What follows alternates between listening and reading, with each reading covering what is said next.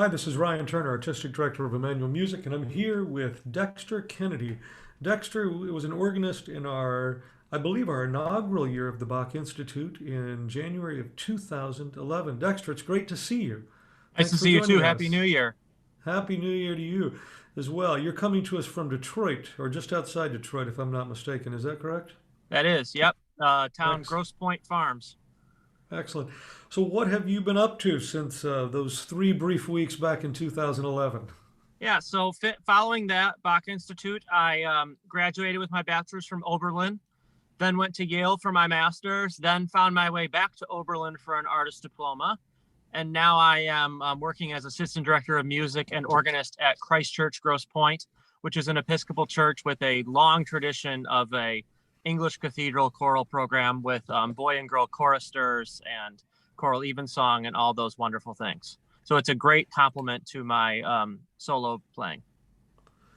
Well, that leads me to a great question too regarding your solo playing. I was reading up and impressed by the competitions you've won and all the international travel you've done as a solo artist. And how do you find the balance between the solo artist work and, you know, um, perhaps your experience realizing continuo parts back in 2011 in the Bach Institute? And do you still use those skills moving forward?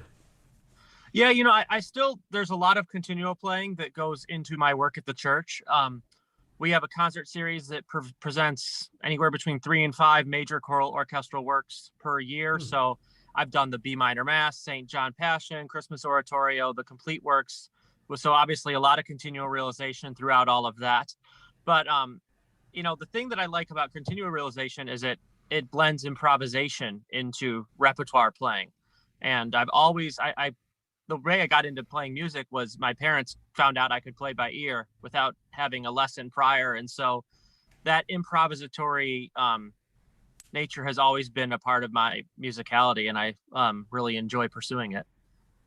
That's great. So, how would you say the experience at the Bach Institute, how was that filtered into your musical life moving forward? Sure. Well, just from a musical citizenship perspective, getting such a great introduction to this cantata repertoire, which is not always the most performed, but certainly is considered by just about every scholar to be the pinnacle of Bach's compositional output, and that to understand you can't really understand Bach without a knowledge of this repertoire. That also, I think, vis-a-vis that, really understanding the vocal nature of Bach, and from working with singers and understanding how well he knew the voice, and so to incorporate always feeling like you're singing even when you're playing dense polyphony on the organ. That's a great way to look at it. I always think that the best Bach organists and keyboard players are those that are breathing like a singer. So I'm Indeed. sure that Yeah. that's constantly in the back of your mind.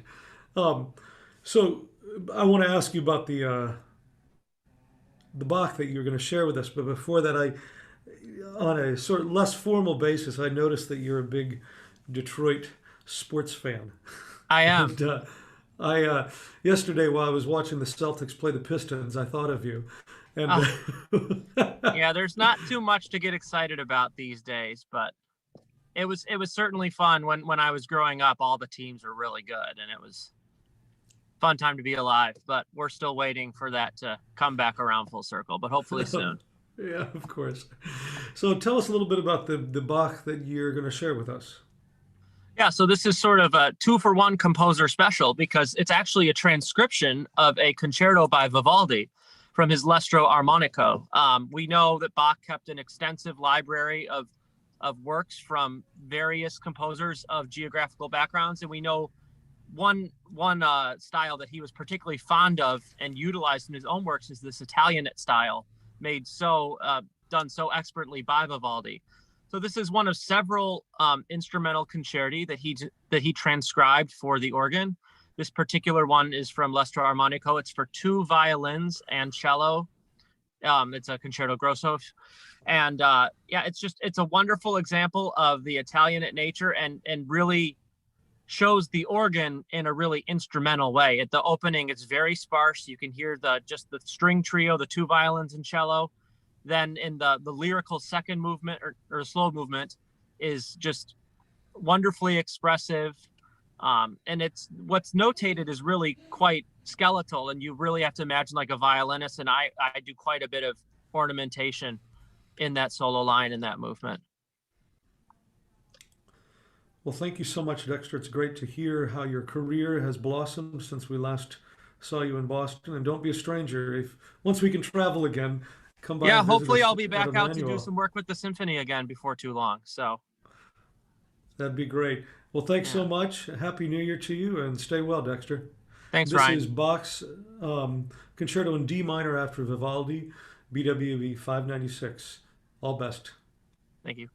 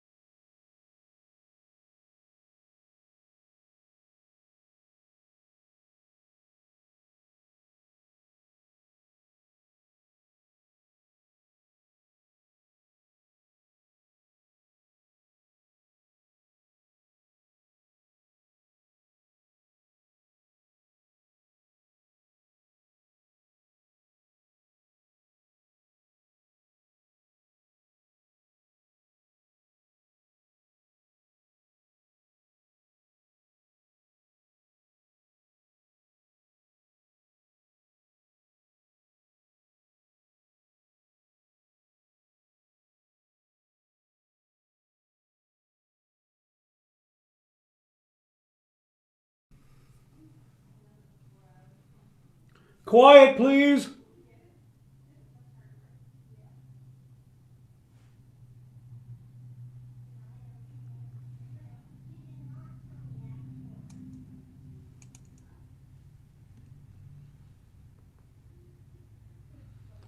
Good evening. I'm Ryan Turner, Artistic Director of Emmanuel Music. I'm thrilled to have with me tonight my colleagues Pamela Werntz and Frank Kelly for this panel discussion entitled St. John Passion, Gospel Dissonance and Discomfort. Bach's St. John Passion marked a very decisive leap forward in the composer's striving to provide works of extraordinary drama and spiritual fervor for one of the most important dates in the liturgical calendar, Good Friday. The St. John Passion interweaves the events of the Scriptures with their commemoration in the present. The story of Christ's martyrdom is told by the evangelist with a cast of characters contained in the Gospel, and dramatically dramatized by the choruses depicting the crowd, or the turba. This narrative is inflected by poetic contemplation of the arias and madrigal choruses, whereas the chorales, which would have been familiar to the parishioners and sung regularly by them during church services, transform them into living witnesses, transcending the centuries that separate them from the events that define their faith. I want to put some context into the reason we have Pam and Frank with us this evening. Every time Emmanuel Music does a passion, whether it's the Matthew or the John or the St. Mark that we reconstructed, one of the first things I do is call up Pam and ask her to help orient me and guide me through the gospel. Pam is essentially my sort of biblical advisor as a conductor. So I've invited her here today to do the exact same thing. And Frank, who we all know is a tenor and who has sung the evangelist role numerous times, is also a director.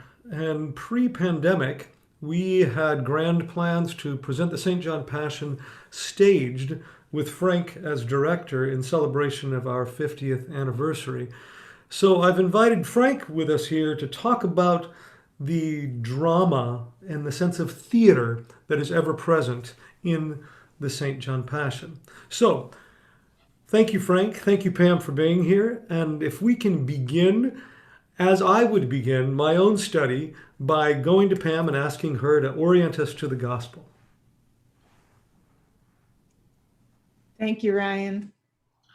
It's a humbling thing to be asked to introduce the Gospel of John, because it's a literary work that's widely known, at least by famous lines or famous scenes, but its authorship, date, and audience are unknown and hotly debated.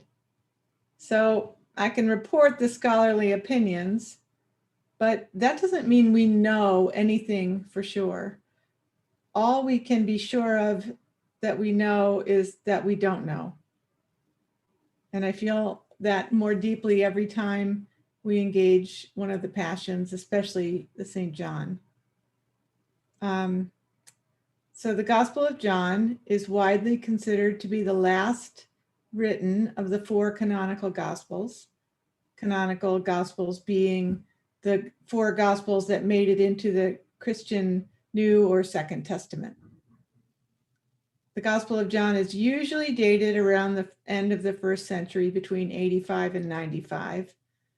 The Gospel itself says that it is written by, quote, the disciple whom Jesus loved, end quote, which doesn't necessarily mean, and in fact probably doesn't mean, an eyewitness. Didn't Jesus love all his disciples, I wonder? Scholars usually assign the location of the completed Gospel of John to Ephesus on the west coast of modern-day Turkey.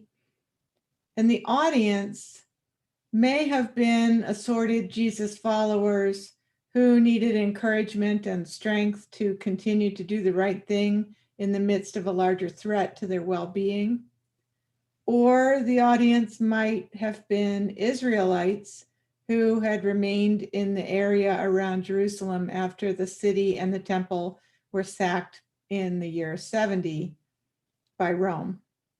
And those people were in great conflict about the best way forward given the devastation. The purpose of the gospel is actually written at the end, quote, so that you, the reader, may come to, or continue to, different manuscripts say different things, come to or continue to believe that Jesus is the Messiah, the Son of God, and that through believing you may have life in his name. So that you may have life, not so that you may annihilate those who disagree with you. It's that coming or continuing to believe that I want to stay on for a moment, because as I often say at Emmanuel Church, biblical believing means beloving. And that is more explicit in John than in Matthew or Mark or Luke. Only in John do we hear, for God so loved the world. Only in John does Jesus wrap a towel around his waist and kneel to wash the feet of his disciples, telling them to do the same for one another. Only in John does Jesus teach, by this everyone will know you're my disciples if you have love for one another. Beloving is what Jesus commands at the Last Supper scene before the Passion. Only in John does Jesus say, this is my commandment, that you love one another as I have loved you. No greater love than this, than to lay one's life down for one's friends. Only in John is love the meaning of the passion and the martyrdom of Jesus. Only in John does Jesus arrange for the care of his mother from the cross. Only in John is love explicit in the resurrection experiences, the scene with Mary Magdalene in the garden, the scenes of Jesus visiting the disciples twice in the locked room, and the final scene with Peter and the disciples and the risen Lord on the beach roasting fish on a fire. When they had finished breakfast, Jesus said to Simon Peter, Simon, son of John, do you love me? And he asked this 3 times. And 3 times Peter said, yes, Lord, you know I love you. And after each time, Jesus responded, feed my lambs, tend my sheep, feed my sheep. That is love in practice. So if that's what it's about, then what do we do with all the anti-Jewish and anti-Judean sentiment in the Gospel of John? Because there's no escaping it. The hostility that is baked into the gospel toward Judaoi, which means both Jew and Judean, is pervasive, and we can't fix it by doing a search and replace of Jews for people. Sometimes Judaoi means people who live in Judea. Sometimes it means the crowd in Jerusalem, or religious leaders in Jerusalem, or religious leaders around the territory, or Jewish people outside of Judea, or a bunch of people who identify with the religion and the tradition of Judaism. And sometimes we don't know what John means. Jewish New Testament scholar Adele Reinhartz offers this, and I think it's generous. Quote, while John's difficult rhetoric should not be facilely dismissed, it can be understood as part of the author's process of self-definition, of distinguishing the followers of Jesus from the synagogue and so from Jews and Judaism. The distancing may be particularly important if the ethnic composition of the Johannine community, the community that John was writing with and for, included Jews, Samaritans, and Gentiles.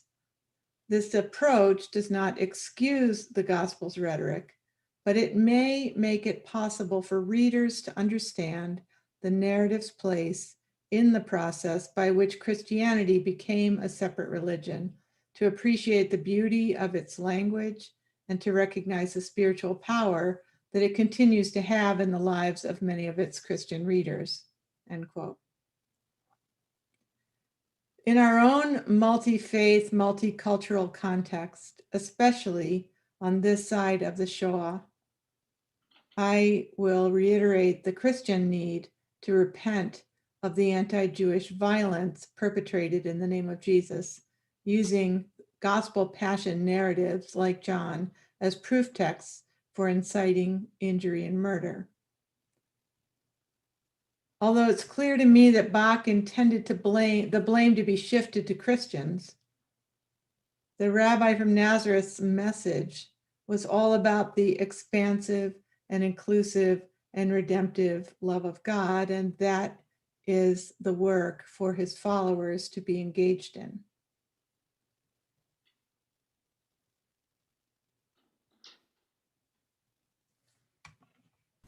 Thank you, Pam. As always, these things bring up more questions than answers. And in that vein, I want to just encourage our viewers at any point during this, you can send a question, and Brad Dumont, our producer, will funnel those questions to us, and we can take questions as we go along. So no need to wait to the end. We see this as somewhat of an informal dialogue that sort of throwing ideas out there as they come. While I have a number of questions I want to ask you, Pam, I'm going to resist that urge right now because I want to get to Frank. Frank, Bach had been, we know Bach was warned against incorporating too much theatricality into his sacred music.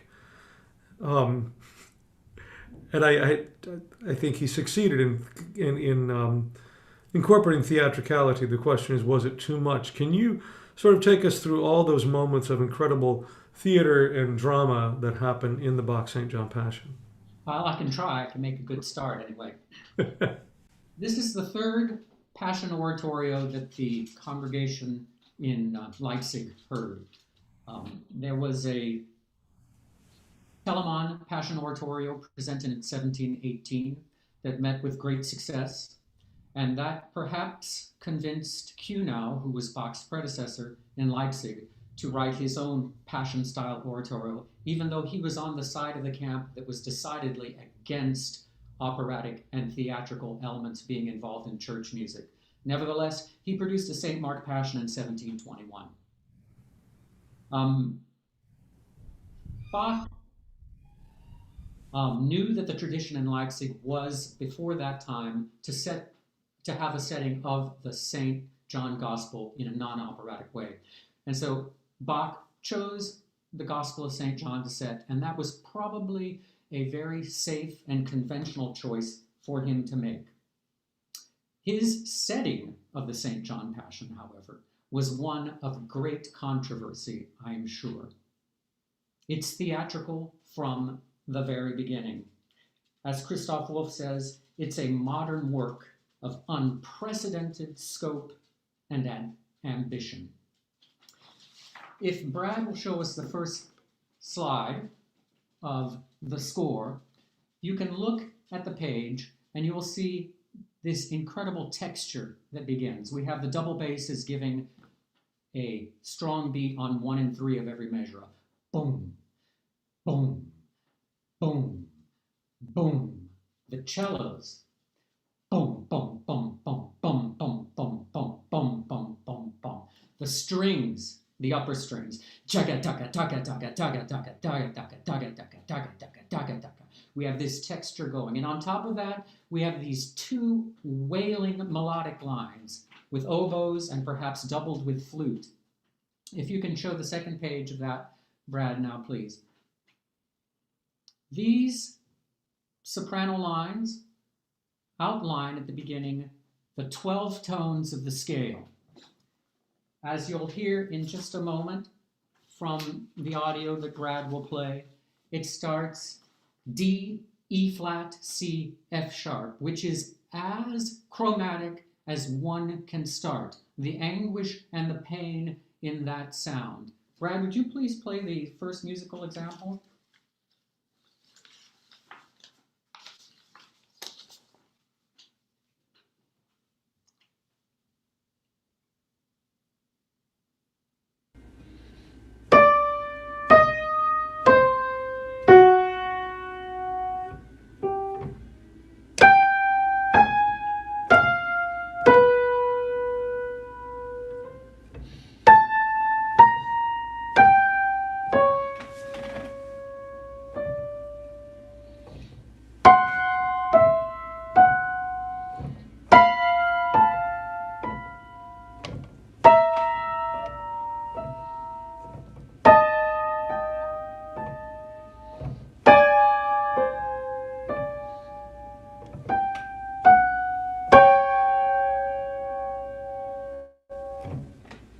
Those parallel tritones break every single rule of composition up to that point. Bach is being blatant, he's being bold, he's being theatrical from the very first note. Then the chorus comes in with these outbursts of Herr, Herr, Herr, Herr, unser Herrscher, herrlich, Herr, Herr, Lord, Lord, Lord, from the beginning, repetitive, repetitive. Starting at measure 33, which we don't have the score of, and I apologize, I didn't get that. We have on the offbeats, Herr, Herr, Herr, Herr, 15 times in a row, followed by Herr, Herr, Herr. Later on in the work, that doubles in speed, and we have Herr, Herr, Herr, Herr, Herr, Herr, Herr, Herr. It's mob frenzy on the page and in the sound. And these are the believers. This sets up this dynamic of this frenzy that Jesus brought to the general public. These crowd of worshipers, this crowd of people who are worshiping him and setting up this. Could we play the orchestral version now, the full version, Brad, please?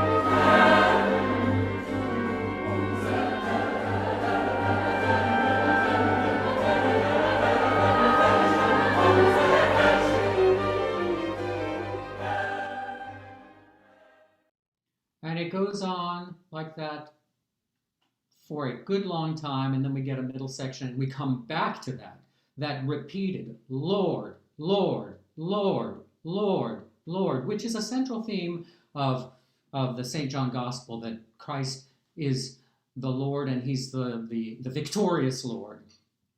Another thing, or continuing on with the Passion, one of the things that is a dramatic and theatrical event is this has 4 trips. We have 4 locations. We move to the Garden of Gethsemane. We then move back to the temple where Jesus will be tortured. We then move back to Golgotha, and then we move to the tomb. We'll do a little bit of expanding on that trip right this second. We're going to go to Gethsemane and the arrest of Christ. Brad, if you'll show the first of the 2 paintings that we're going to see. This is a painting by Altdorfer. This is at the beginning of the 16th century. He, along with Lucas Cranach the Elder, who we'll see paintings of later on, are probably the most famous of the Danube school of painters from the early 16th century. And Lucas Cranach the Elder was actually from Weimar, and so his paintings would have most likely been seen, if not well known, by Bach. In this painting, you can see some of the terror and the fury, and this is now the other side of the mob. These are the people coming to arrest Jesus, and the kind of clash and frenzy that we've just seen on our television screens in the United States Capitol. We'll see somebody cutting off somebody's ear here in the lower left-hand corner. We'll see the flags and the flames, and this agitation that is very present in the opening chorus and continues to be present at the beginning of this passion. Can we see the second painting as well? This is by Lucas Cranach. I don't know if the resolution is quite as good as the Altdorfer painting, but we still see this crowd and this anger, and we see the pulled sword and the cutting off of the ear. All these are very, very dramatic events that are not lost on Bach. We do get the cutting off of the ear in one of the recitatives that is very well brought out, as well as the falling down of the crowd when Jesus says, "I am." We then move after this scene. Oh, during this scene, we also have the beautiful alto aria, where the bonds of the sinner are being unwound as the bonds around Jesus are being put on. So they're removing the bonds of the sinner, and Jesus is being bound at the same time. Something that is so dramatically played out in the two oboe lines of that beautiful aria.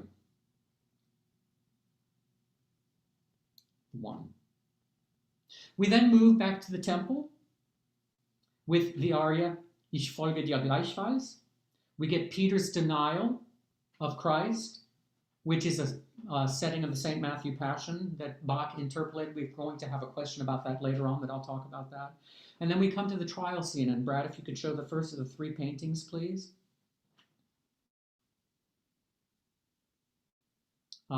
Yes, this is the Crown of Thorns, which was put on. This is by Lucas Cranach the Elder again. I'm trying to stay with mostly his paintings because I imagine that Bach would have seen these paintings.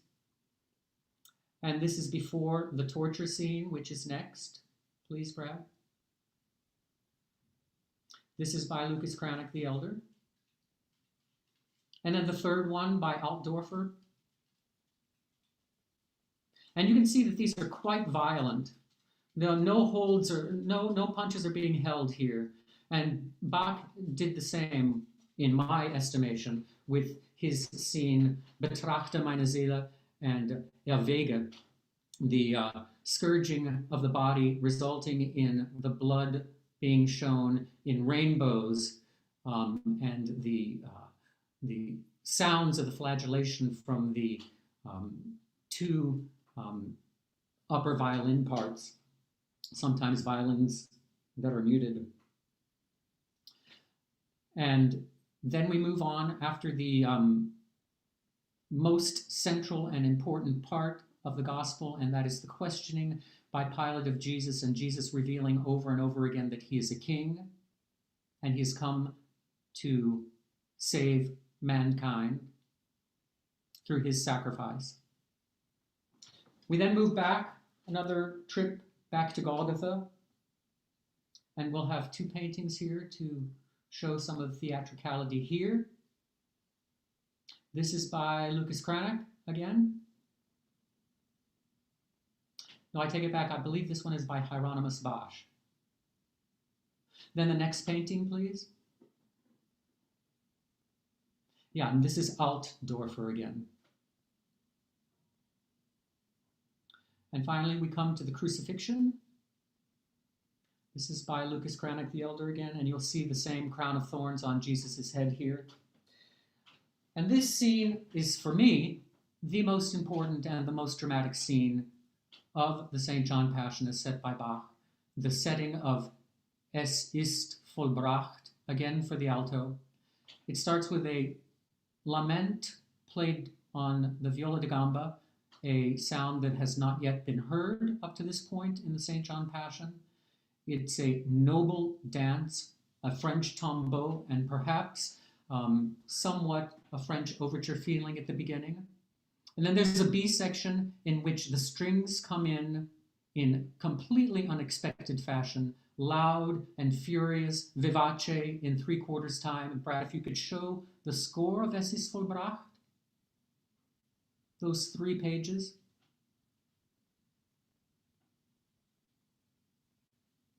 We'll see at the beginning the beautiful viola da gamba line. We'll see the tempo at the top, molto adagio. we'll see the plaintiveness of this. And then next page. In the middle of the page there, you'll see the tempo change. You'll see the addition of strings in an agitated way that are triumphant. You'll see the top violin line there looking like a trumpet line with a trill that could be the victorious heraldic Christ, victorious, coming down off of the cross, the Redeemer of the world. Then continue with the next page, please. And at the end of that section, the viola da gamba returns for his plaintive end, and Christ says, "Es ist vollbracht. Es ist vollbracht." Can we see the painting, please, Brad? No, that's not the correct painting. It's the Weimar altarpiece, that one. Yes, please. This is a painting that's called the Weimar altarpiece.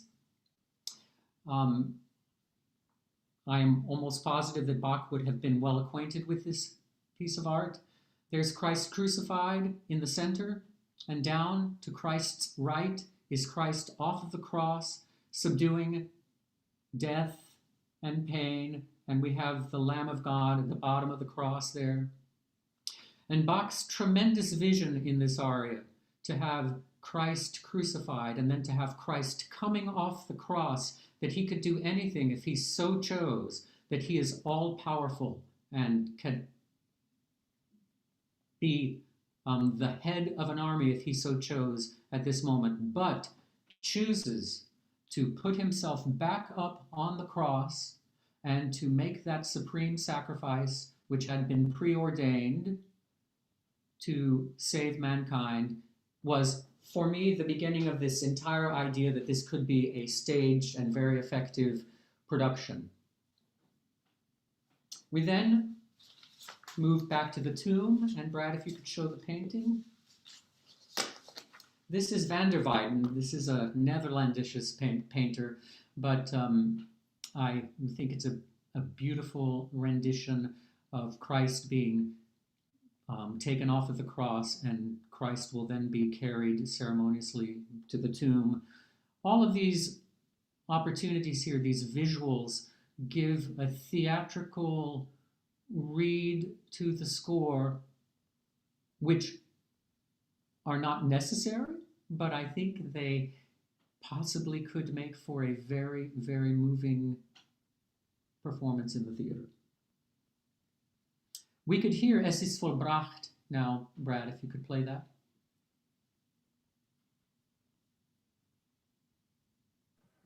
Do you want it from the beginning or from Ryan's mark? From Ryan's mark.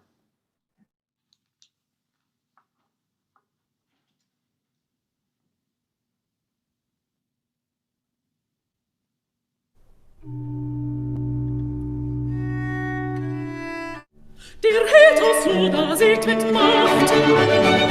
Der hält. Could we back that up just a little bit, because I want to hear the contrast?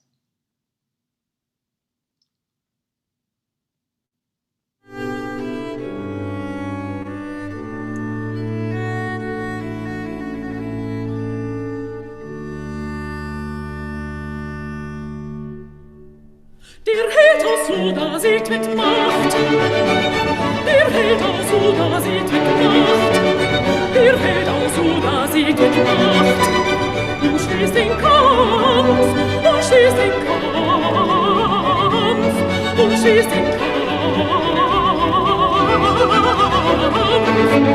Der hält uns so, da sieht mit Macht. Der hält uns so, da sieht mit Macht. Und schließt den Kampf, und schließt den Kampf.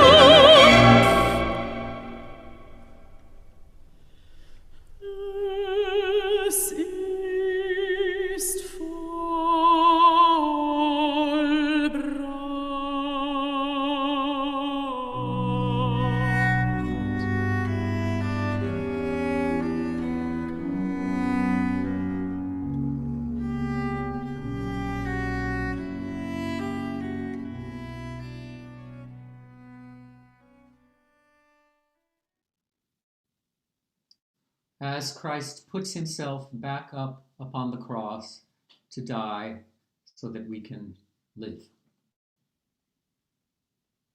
Thanks.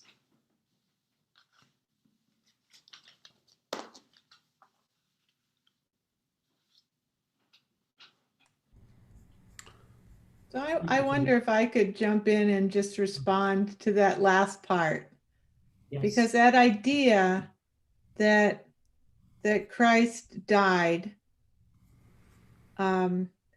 for our sins, or to save us, is an idea that arose in the late 11th century.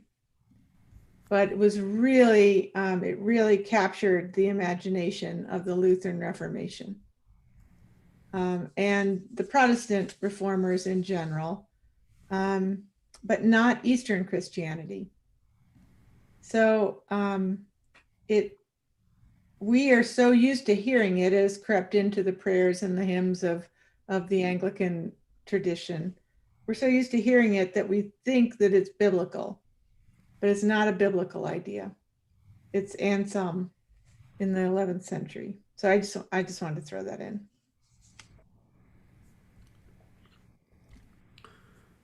Pam, if I can, I want to go to you about the inherent anti-Semitic tones that are often referenced in the St. John Passion. I know you and I have had conversations about this, and I think it's also important for us to frame this conversation in the context of, Frank and I are both performers and sort of practitioners of this music, not musicologists, and that we're putting this in the context of our own lives, and myself as a music director and as a music director of a church, and I'm putting all this in the context of the lives of our audience and our congregation. And it strikes me that the concern about the treatment of Jews in John's Gospel was likely not a controversial issue in Bach's mind. He would have taken John's words as a given, as historical fact. How do we, that coupled with the incredibly unsettling images, Frank, that you showed us, that, given the time that we're in now, I felt myself, my stomach churning as I saw those images, thinking about the current time that we're in. How do we reconcile these two things, Pam? And how do you, as a pastor, how do you reconcile this? I actually think they need to be confronted, and they can't be reconciled. I don't know how to reconcile. I think that Bach takes an approach of, I don't think Bach would have questioned the anti-Judaism at all. And Luther was clearly anti-Jewish in his rhetoric and his theology. But Bach does draw the congregation in right away to make it clear that this is about them. So I would say, from the first chorale, he's saying, come close. This is your story. This is about you. By inviting them to hear and maybe even hum along the first chorale, and then every chorale after that, he's introducing this idea that this story belongs to us, and we are part of this drama and part of this tragedy. The focus is confession and repentance and transformation, and the healing power of love that bears this tremendous pain, in spite of denials and betrayals, in spite of the opportunity to walk away. I don't know. John, the idea that Jesus had the freedom to walk away or to get off the cross once he was on it, I'm not so sure about. But certainly he had plenty of opportunities to lie low or to, get out of town when things started getting bad. And he didn't take those opportunities. He said, this is what I'm doing. This is my commitment. I don't know if that answers your question. I don't know that we ought to try to reconcile this text. Frank. I agree with Pam. In chorale number 3, right away, I lived in the world, and you must suffer for that. Chorale number 5, protect all flesh and blood.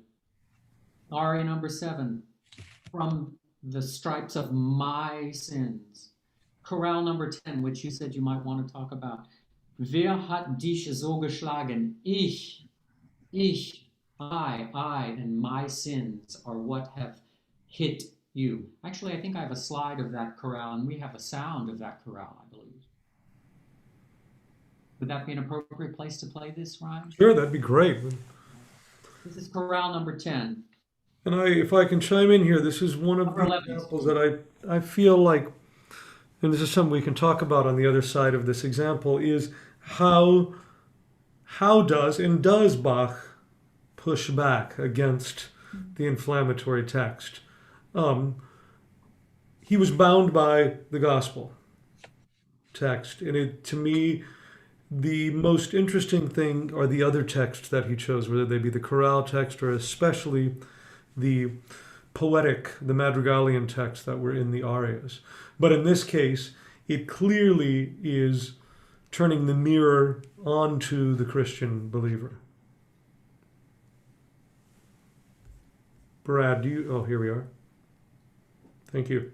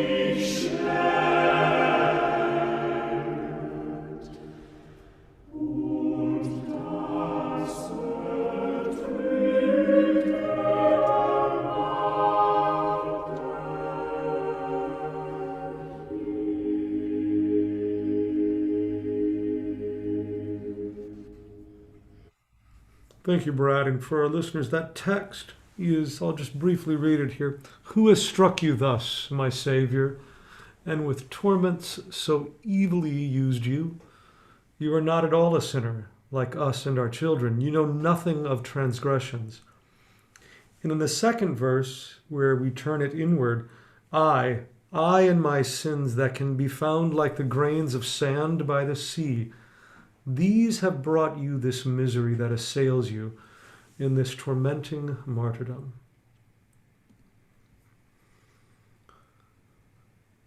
So I guess the question that I always wonder is, and I've heard asked a number of times, do we feel like Bach saves the John narrative? Or are they in communion or in dialogue with one another?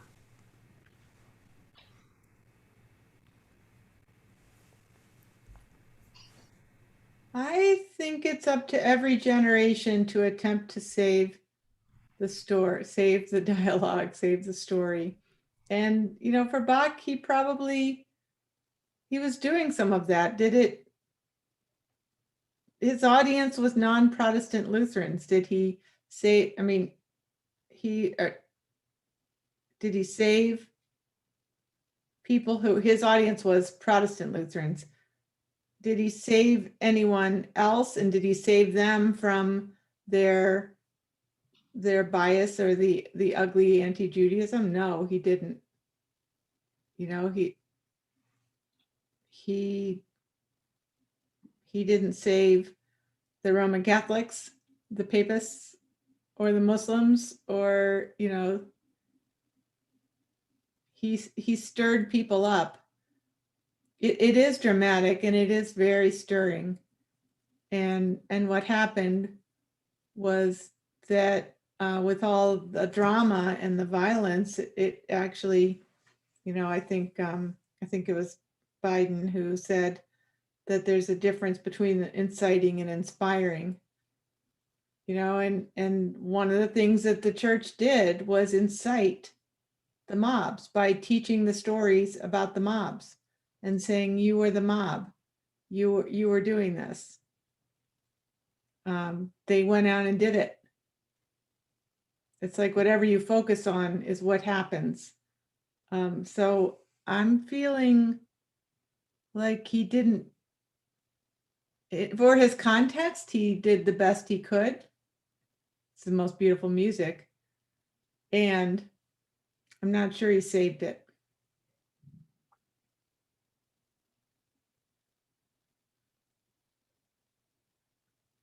There we are. Sorry, I was muted. Frank, I know that you wanted to talk a little bit about Mein Teuer Heiland. And Yes. the, Have a you know, score. there's this sort of trio, as it were, this arc of three arias, Es ist vollbracht, which you already mentioned, then Mein Teuer Heiland, and Zerfließe mein Herze, that is sort of the, it's the arc of suffering in a way, and stages of witnessing the death of a beloved. I've heard Pam, our colleague Pam Dalal, and our co-director talk about this as the pain of watching suffering, wishing and not wishing it to end, and then the childlike simplicity of interpreting the nod of a head as answers to various questions. Pam Dalal's words, which she sent me today, I wanted to share because I felt that arc is so poignant. And I know you wanted to talk about Mein Teuer Heiland. And in that context, I've always been moved by where Bach places the chorales and where Bach places the poetic texts. And in Mein Teuer Heiland, we have the collision of these two things at the same time happening. Can you tell us about that, Frank? Yes, and the marvelous setting of this that has the almost tripartite timeline. We actually see the crucified Christ. We see a modern day, or not necessarily modern day, but current, a non-anachronistic person praying to a crucifix, perhaps, not necessarily Christ, making this question. And we have the ongoing chorale in the background. It's reminiscent a little bit of the Heute, Heute im Paradies from Cantata 106, which was not that far away from this. Bach had used this texture before. It was one of his well-known textures, and this is an image which I find particularly fitting for the Mein Teuer Heiland, of a person who's not necessarily in contemporary Jesus's time garb. He could be a monk from another time, or he could be a follower. It could be Nicodemus, who knows? But the distance between the singer of this and the crucifixion, and the distance of the chorale that plays in the background. I wonder, Brad, if you have the aria to play?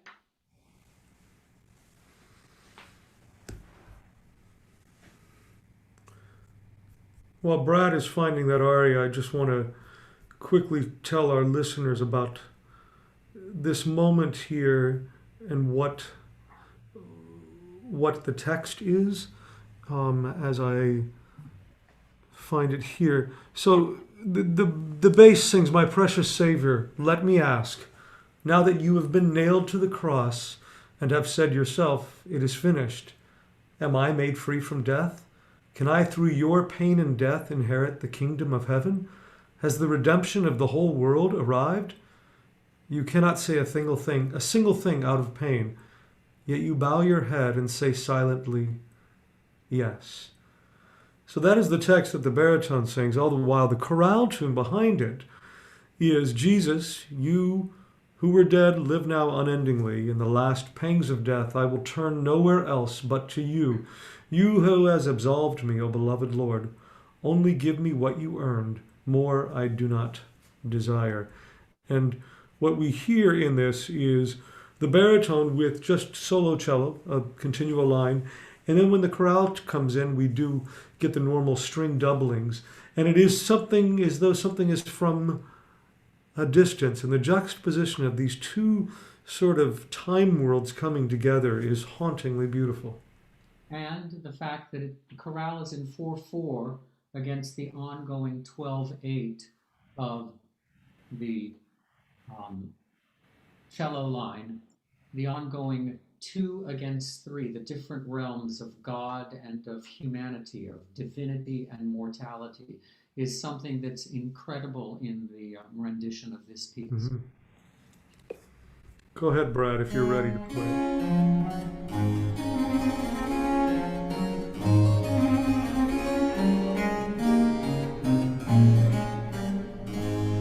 Ein teurer Heirat, lass dich fragen, teurer Heirat, lass dich fragen, teurer Heirat, lass dich fragen.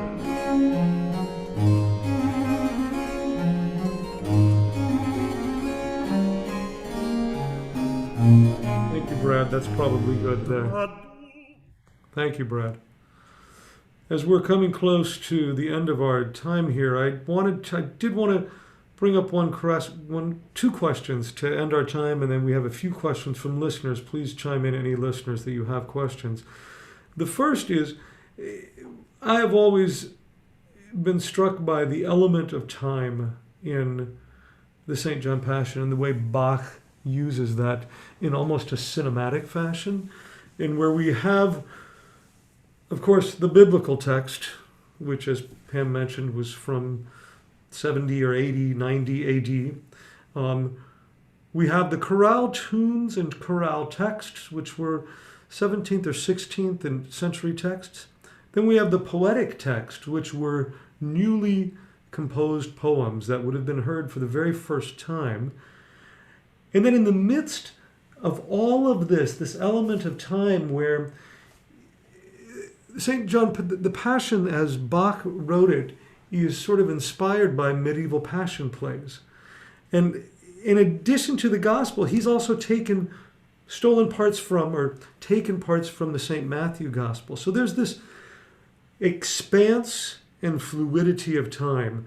And my question for you, Pam, would be, if you could put yourself in the shoes of a 1724 congregant listening to this for the first time, what impact that element of the fluidity of time and blending all these different time periods, what do you think that would have on the listener? I think it would be deeply moving, just profoundly moving. And we have Jesus's time, we have the writer's time, we have medieval theology and passion play. And we have in the text, I did this, it was I. And so it's the present time. And that's still true for listeners, for many listeners 270 years after Bach died. I mean, we are listening to it and it is deeply moving, and we are drawn in. We don't, many of us don't know all the verses to the German chorales. But we still sing those tunes, and there is a way that they draw us in to this story that is timeless. I mean, we have to acknowledge in our own history, in our own context, that how much we don't know, how we are guilty. One of the things we say in a confession and in the service is, we ask forgiveness for the sins that we have committed and the sins that have been committed on our behalf.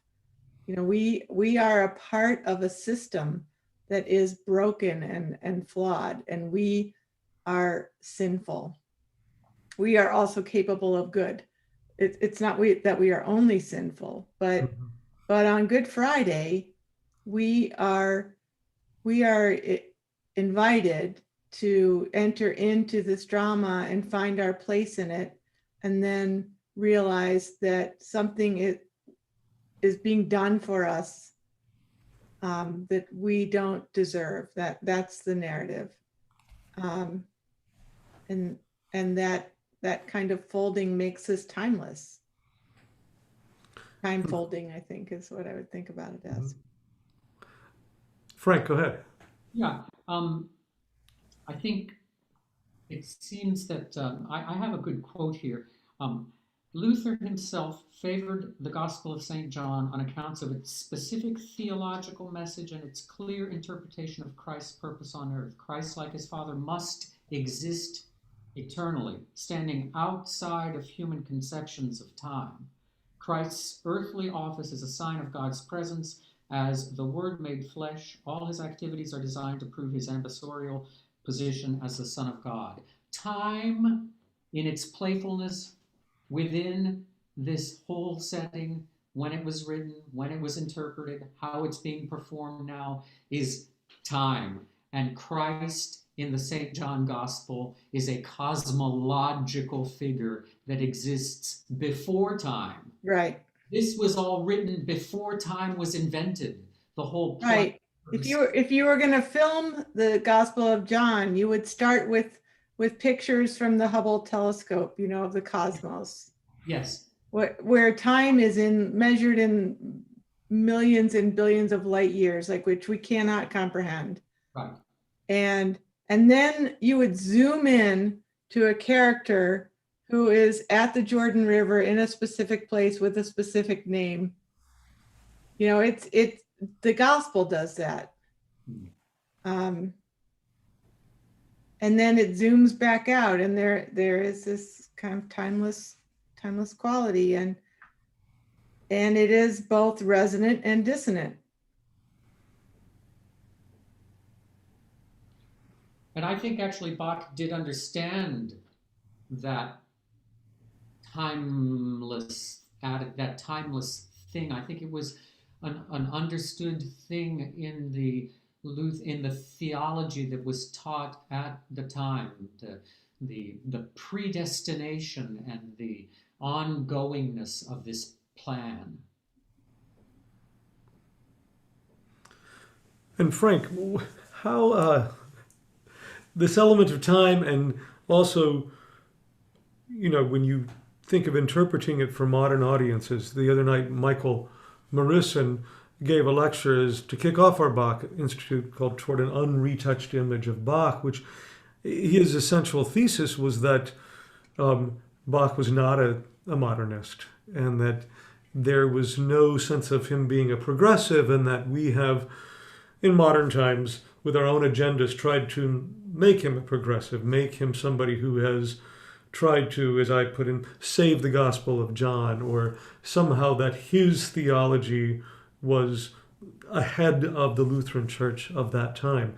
But I feel like his music, no matter when you do it, is of the time that you're in and is apropos.